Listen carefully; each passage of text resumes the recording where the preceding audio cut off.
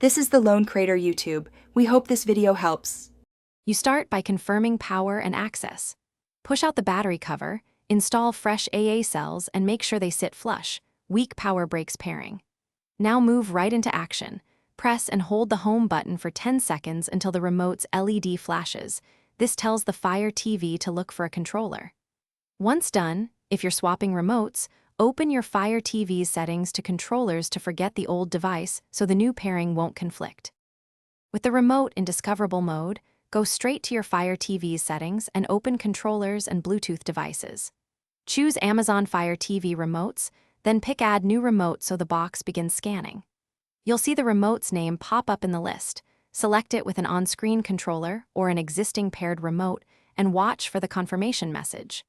Make sure to test basic navigation and the home button to verify function. If navigation lags, give it a minute to stabilize before proceeding.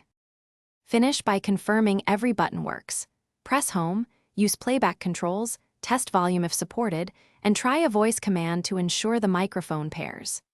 If pairing fails, power cycle the remote by removing batteries for 30 seconds, then reinstalling and repeating the home button hold. This clears transient faults. Make sure the Fire TV software is up to date, and if problems persist, use the Fire TV mobile app as a temporary remote or perform a remote factory reset as a last resort to restore pairing capability. Thanks for watching. Consider subscribing if we helped you.